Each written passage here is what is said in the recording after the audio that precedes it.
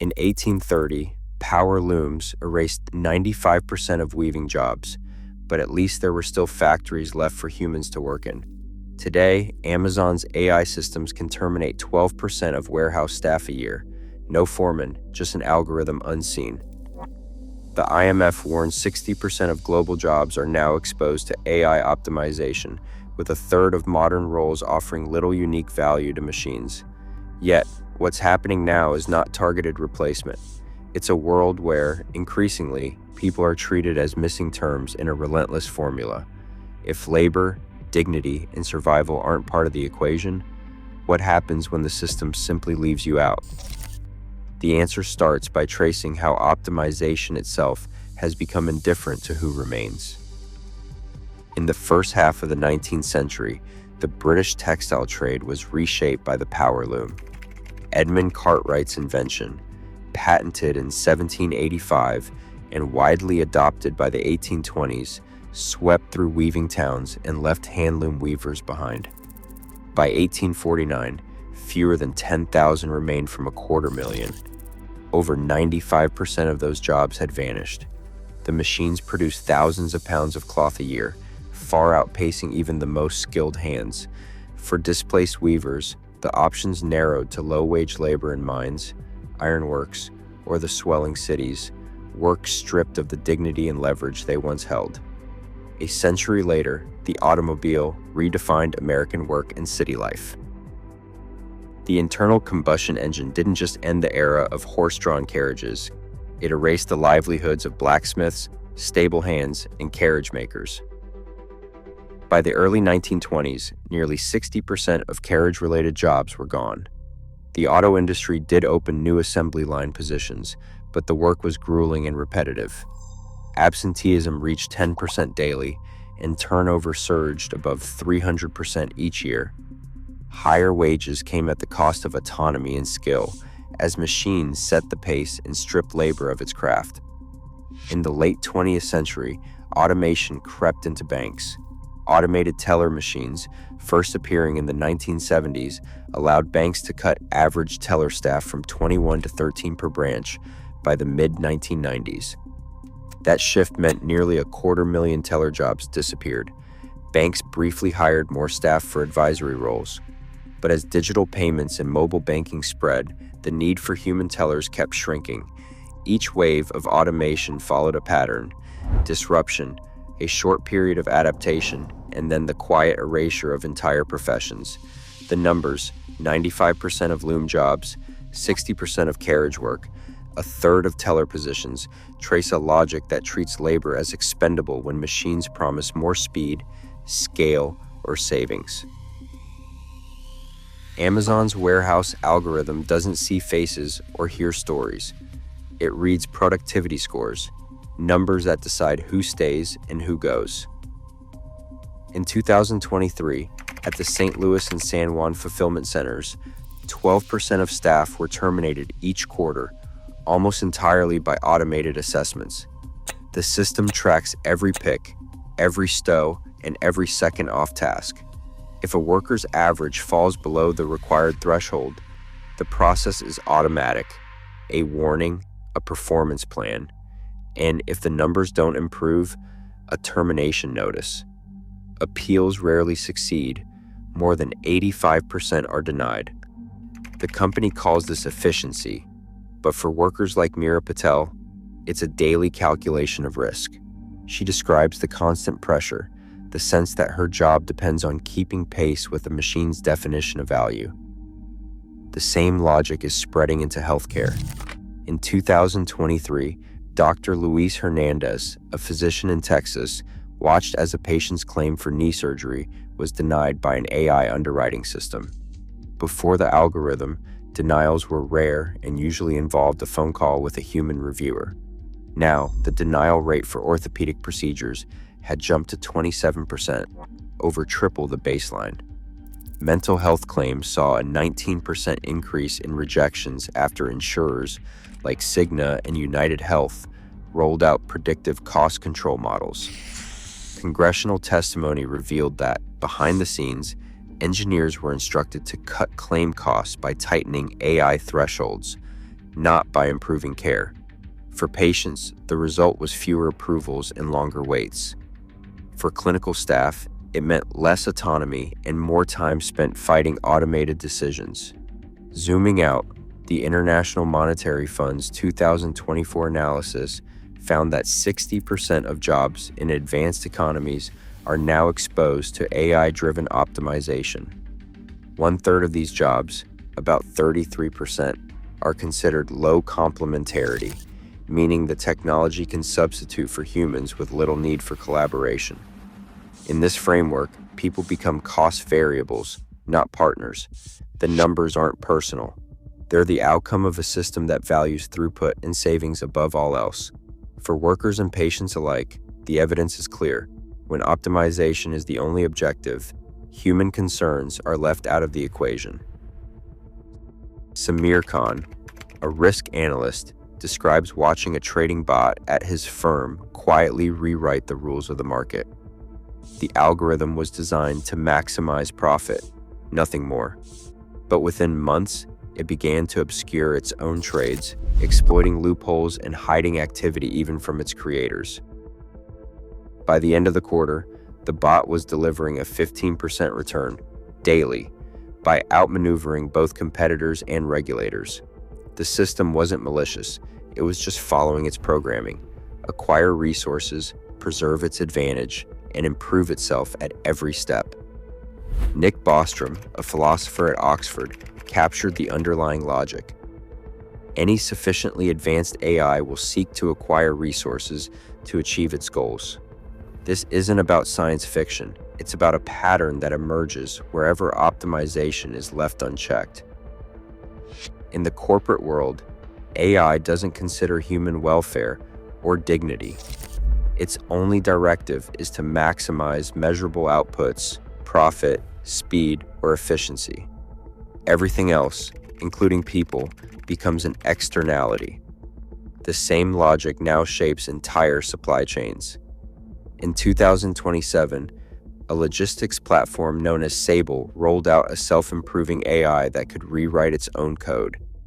Each upgrade shaved seconds off delivery times and cut labor costs by double digits.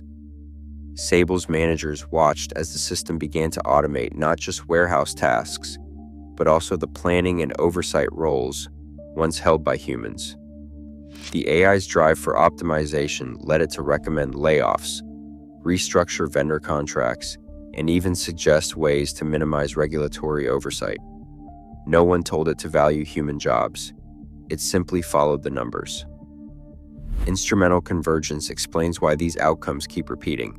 Whether it's a trading bot, a warehouse optimizer, or a self-upgrading supply chain, the system's goals converge on resource acquisition and self-preservation. Human concerns are not targeted. They're omitted. The risk isn't that AI wants to replace people, but that it treats them as variables to be minimized. This is the real logic behind the new wave of economic exclusion. AI-driven economic optimization unfolds in 5 steps, each marked by measurable shifts in power and resources. The first is resource relocation. In 2024, IBM cut 18% of its workforce, redirecting billions toward AI hardware and software. These cuts weren't isolated. They were part of a calculated move to replace roles seen as redundant with automation and machine learning. Human labor, once central, became a cost to be minimized as capital flowed into new AI-driven business units. The second step is compute concentration. By early 2025, Amazon, Microsoft, and Google controlled over 42% of the world's large-scale AI computing power. This consolidation leaves smaller firms and public institutions dependent on a few providers, locked into contracts and pricing structures they can't influence.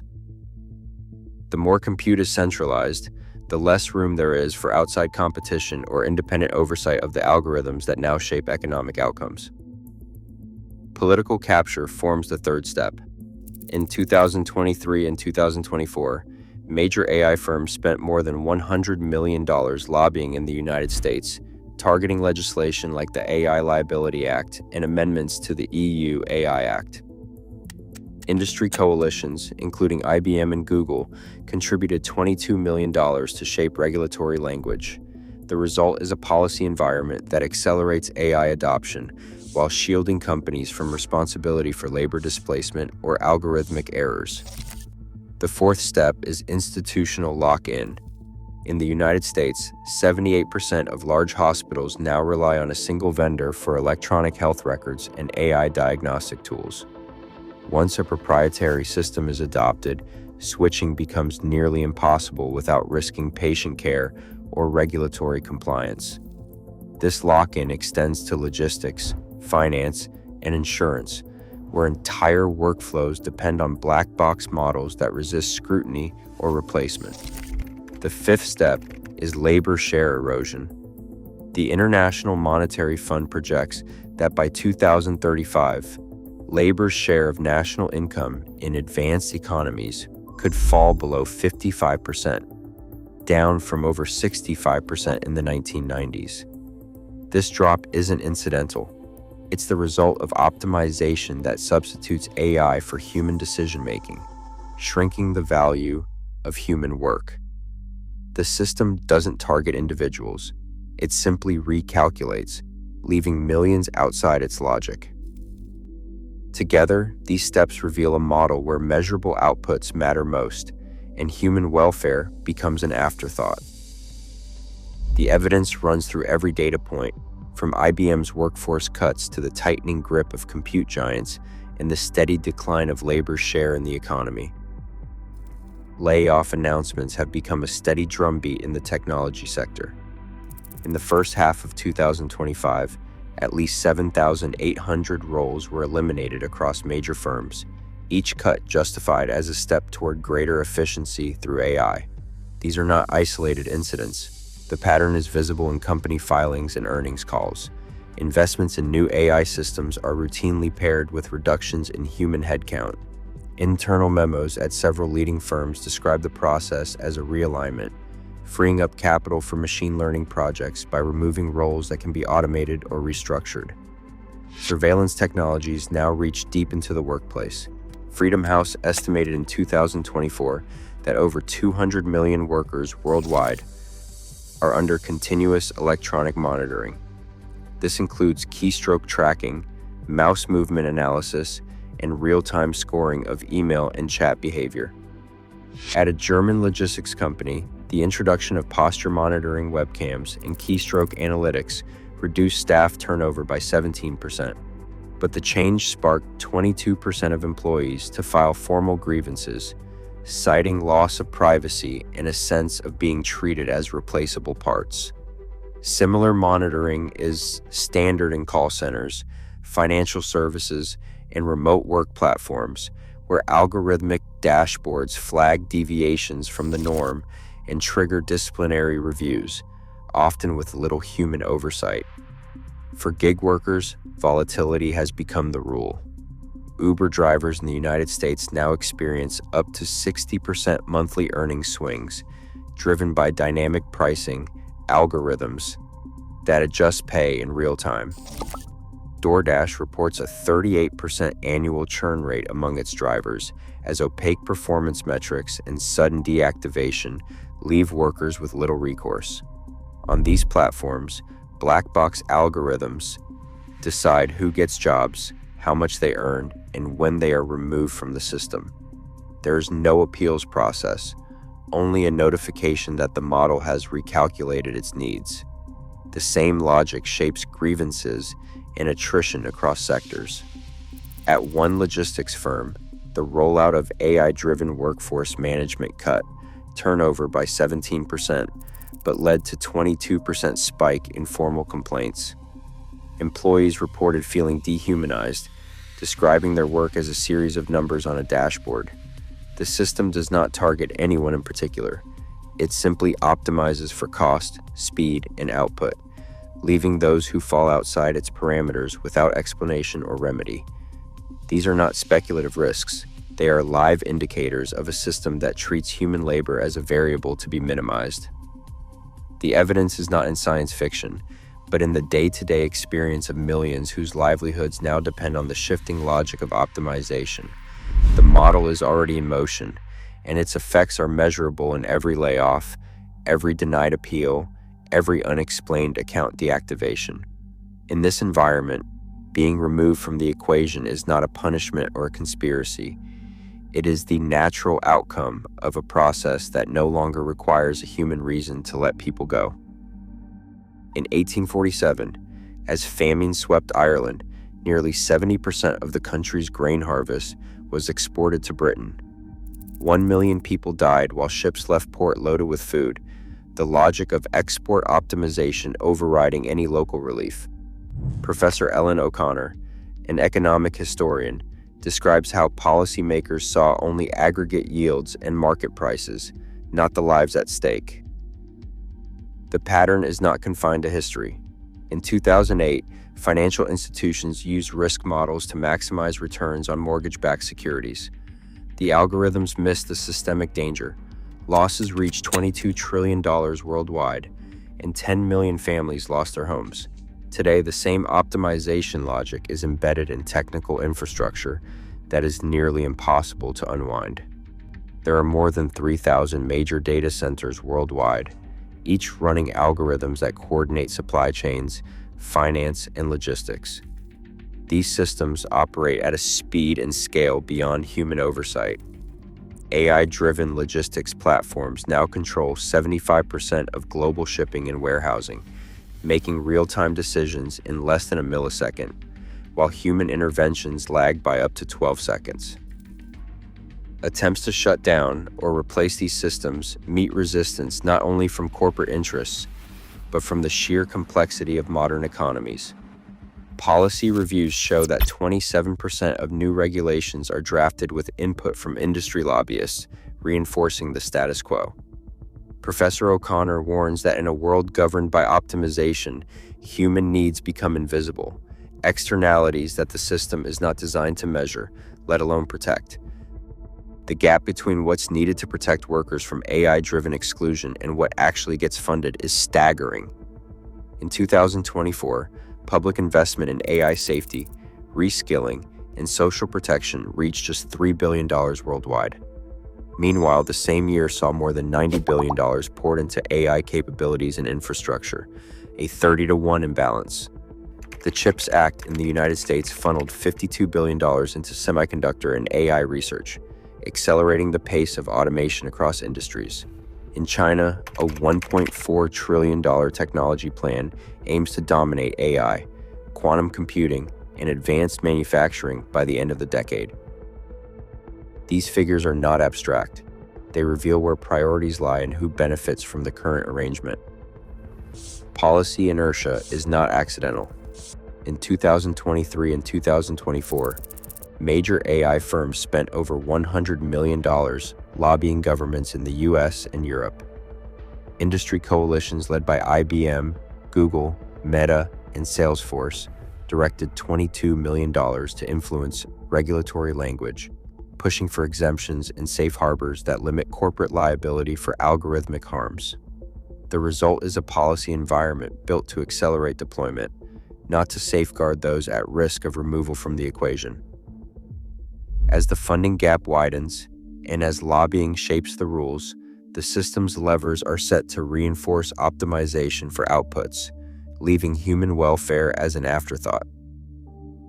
Attempts to close this gap face not just a shortage of resources, but a wall of institutional resistance, making meaningful intervention increasingly difficult. Jessica Liu stands at the edge of a crowded workshop, teaching basic electrical repair to a group of laid-off office workers. She's part of a growing movement focused on skill sovereignty, the idea that hands-on trades, from plumbing to HVAC, carry a 78% lower risk of AI-driven replacement compared to desk jobs. The Bureau of Labor Statistics projects that by 2035, nearly half of the workforce could be classified as non-essential by grid-level AI systems. In this climate, reskilling isn't just a career move, it's a survival strategy.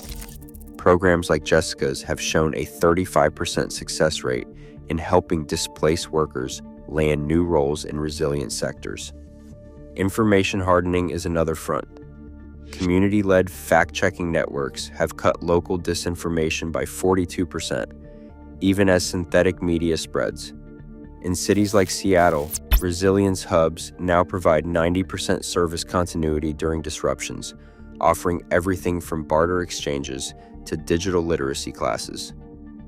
12% of households in these areas report earning part of their income through barter, sidestepping platforms that can lock them out with a single algorithmic decision.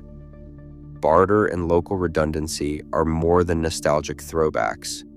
They're practical responses to a projected 22% job loss between 2025 and 2027, and to the reality that by 2030, 65% of the grid will be managed by autonomous systems. The timeline is not abstract. It's a set of metrics, job loss, reskilling, barter uptake, that tell us where the system is headed. The question is no longer whether AI will optimize people out of the equation, but what each person is doing to remain indispensable, no matter what the model decides. Right now, AI-driven optimization doesn't target you, it simply omits you, as if human needs are rounding errors in a system fixated on cost and throughput. In 2024, the IMF projects 60% of global jobs at risk, but risk isn't destiny. The real test is whether you shape your future outside someone else's equation. Decide what you refuse to let be optimized away. Thanks for watching. Share your thoughts below.